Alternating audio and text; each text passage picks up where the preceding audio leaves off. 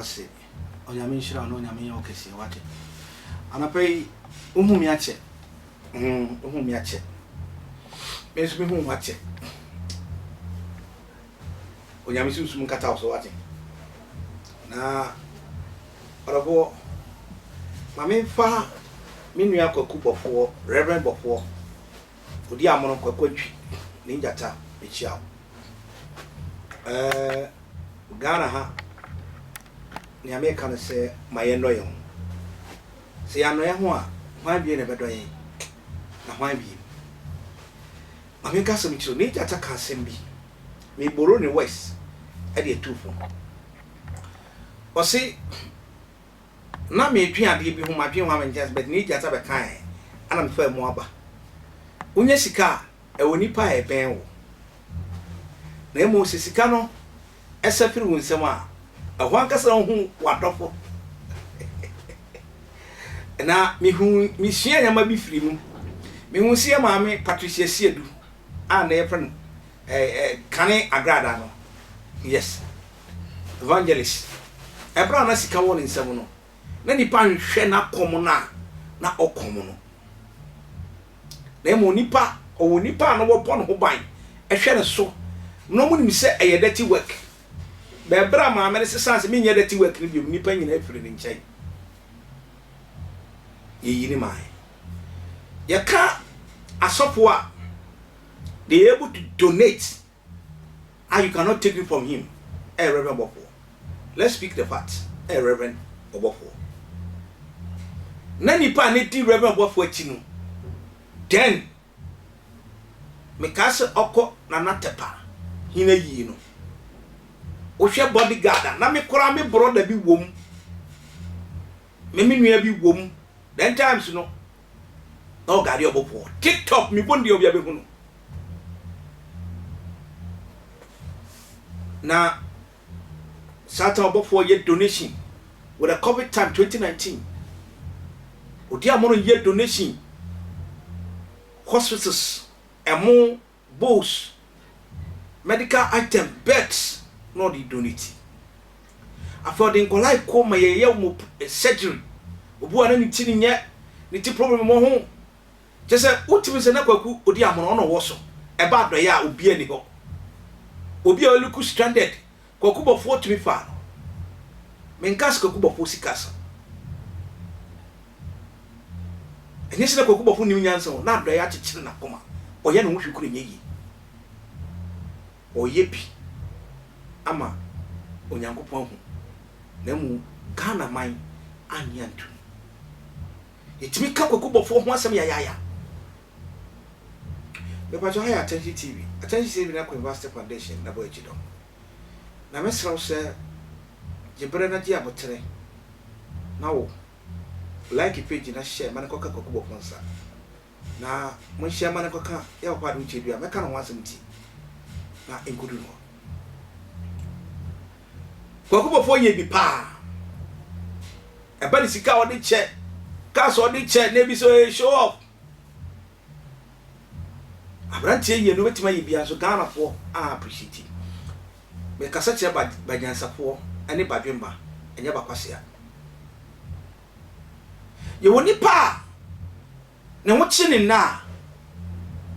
wo mani bidi a obebo odimpa na mo do bebi sawa wa ma ne pe wo ye nipa bonefo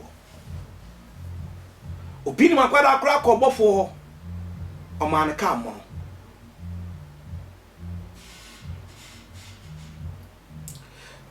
papa ya kwakubofo ye no sofo bi enu obetima ka se nabri mu o beti to ho bakwani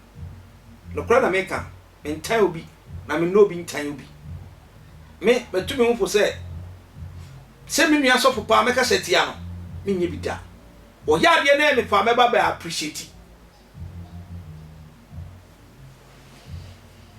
o ye ne enya so me ba be kasa kire no de te be di na tem medina tema sabe ni sika wanya ne bambo anyankopon de amano no ebe wa oso mame ka se mi cho Ghana ye ka se nyame adi foni a omboa tumi nkita o mo boa obi se menu akomresi ama ajabraja mi aba hunu sunsuma mini mienu ye de eti abom si a ye chante ehunu twice ba konso oba no otete nyama bi a change ni foforo komre sia ma na mekan obi ka se sia ma ni tumi oboa ajabraja tumi ne wa sia ma so obi se ni ho a oboa uhu ya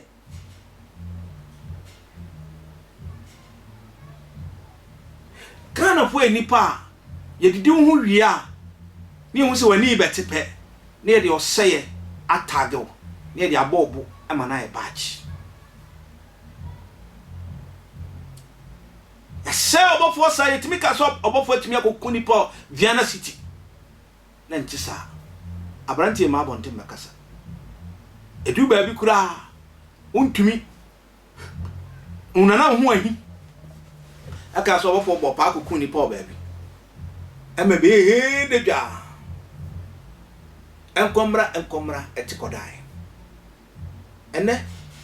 ye papa Adom Kyei Duah me mehu osunsumu me hunu kra twice no all for people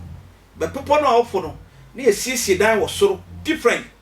no kwa ofa de bi eye gold na eye tan kakra bi se no tia no de afida ne mapie no to ni sia na de nipa bebiliba mehu America sancho ene atese enua be ma Sean Paul anansia RTV ma ne kopa Adom Kyei Duah achew na akowa se ye ba na ye betu Sean Paul fo na Sean Paul anti ase no osori twifa so ono a YouTube channel ne bi okotra so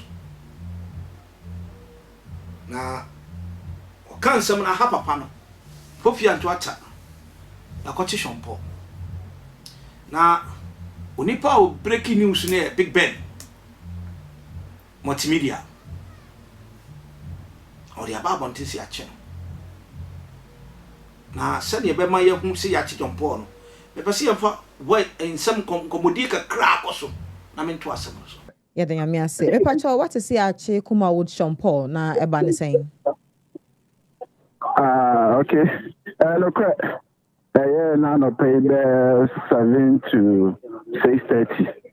and me ohana me nya kofe. Ya Sean Paul, I am a wife in the frame.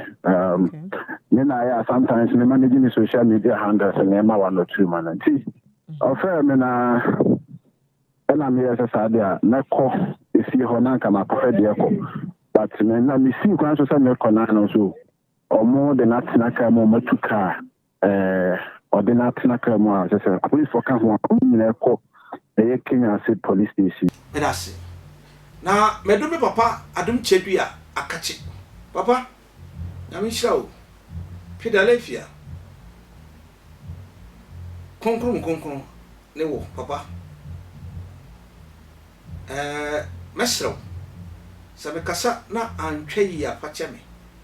I say, Oluma Obu Pusa, na odi ahmotie na etu ana mo bisa.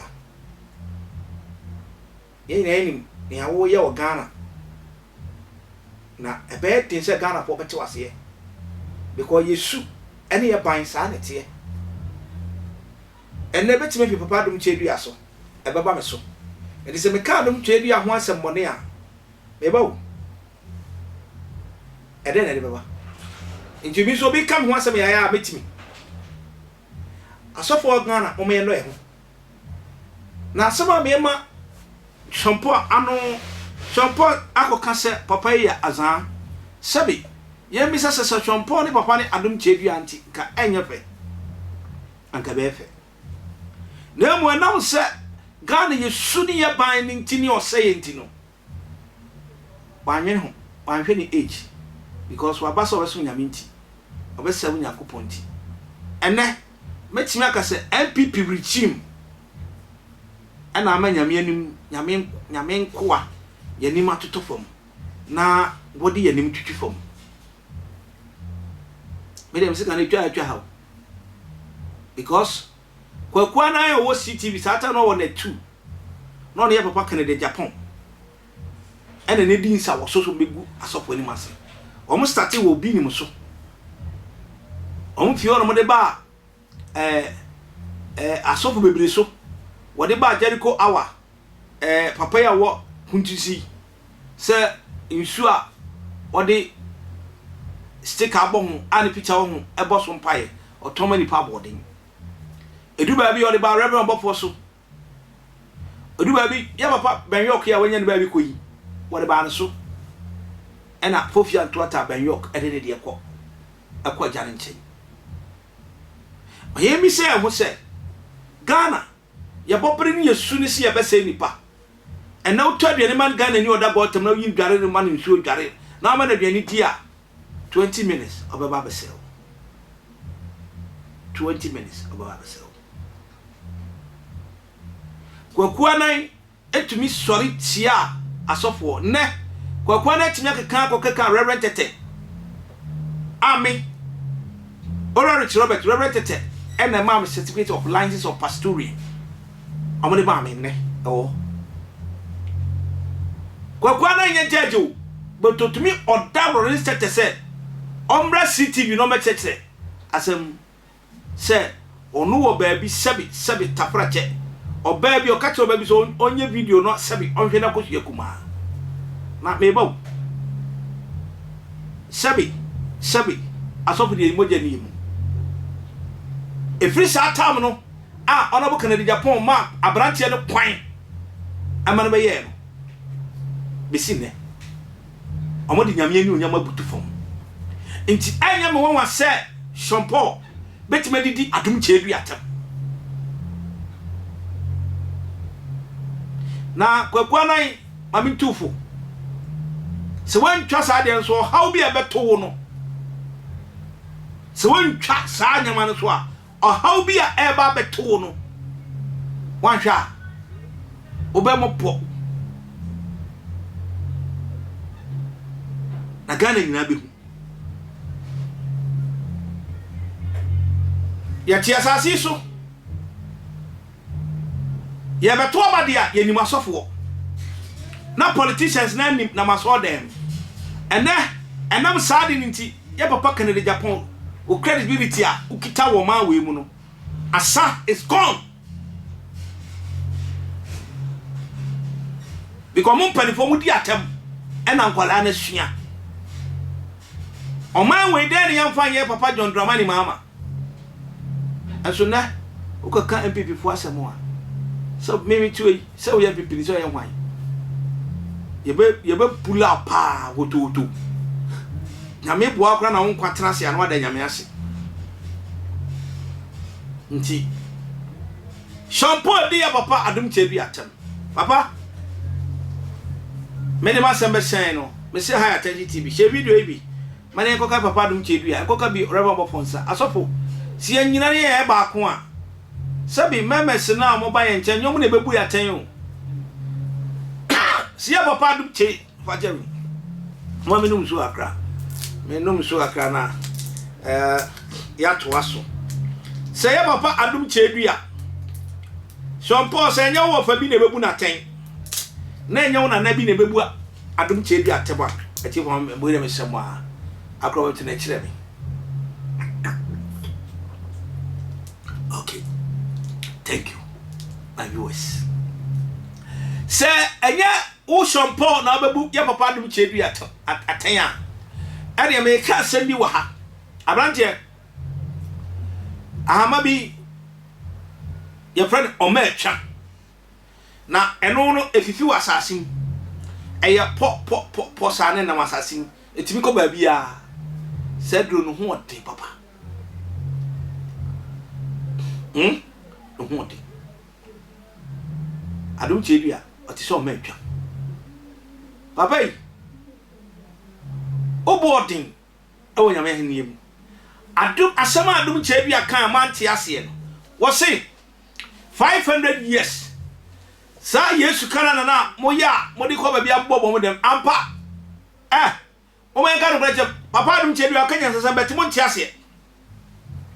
nya sasa mo kan no manti ase nio oye Jesus film na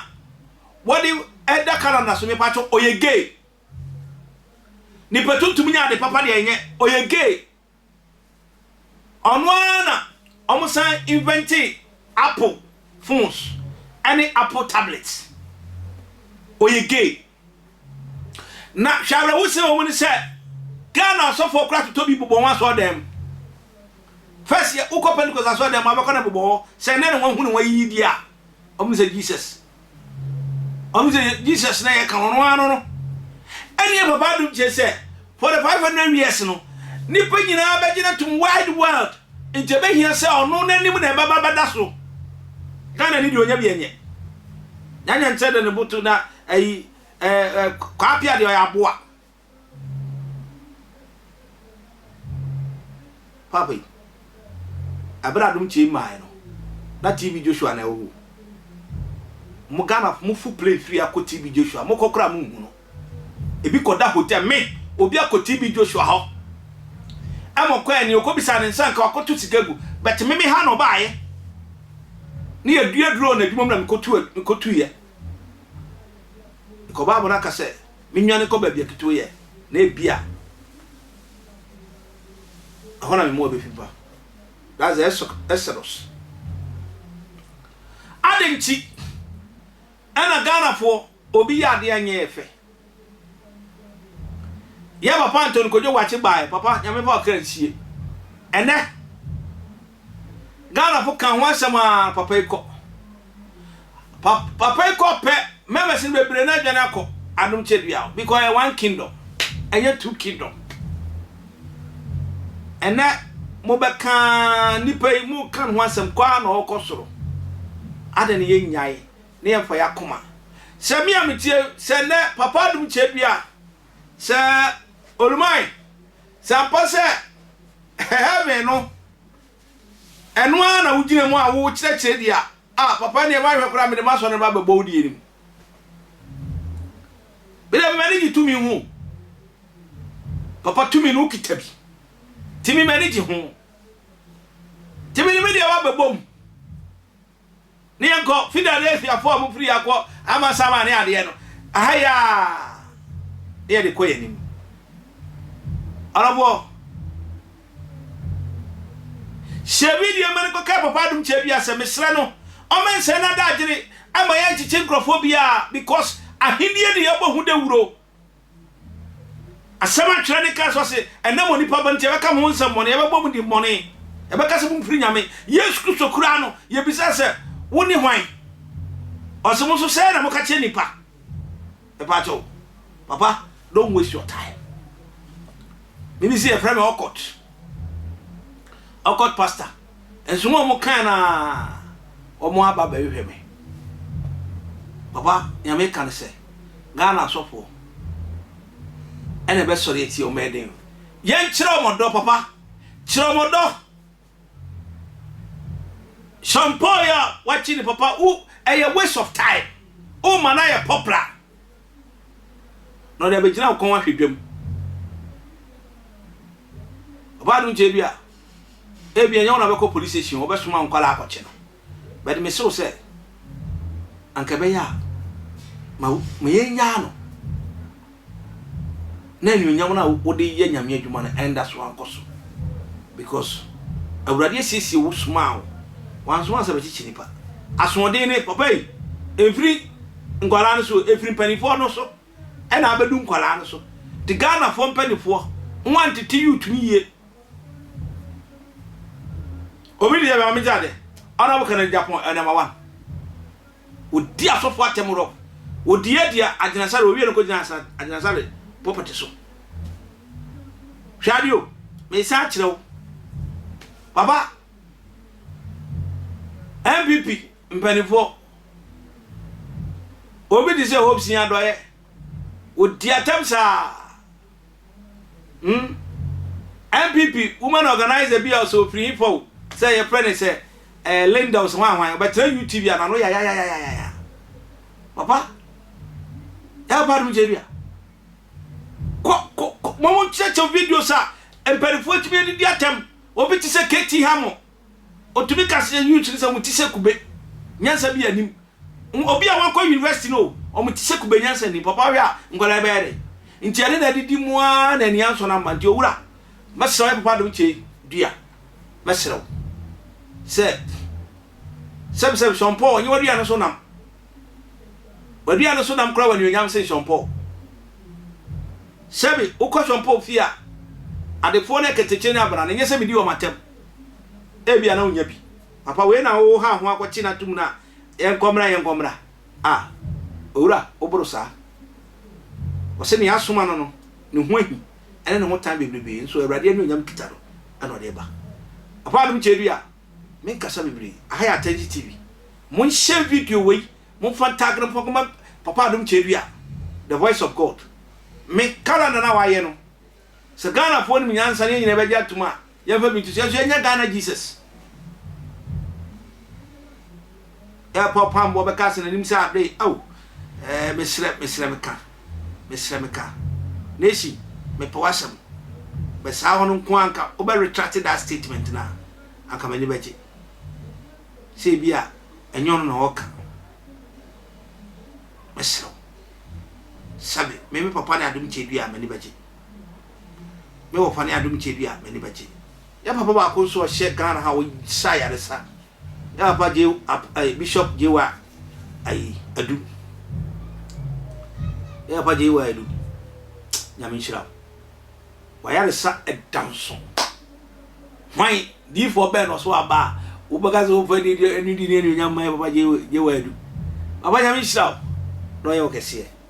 I Antwi TV. Antwi TV ni dia na mpacho. Subscribe na share na pia link no na enu nyamrem. Already shira. Israel nyame osumo soro no. Onsisi no ye wie. Merase. Makrao. Bye bye.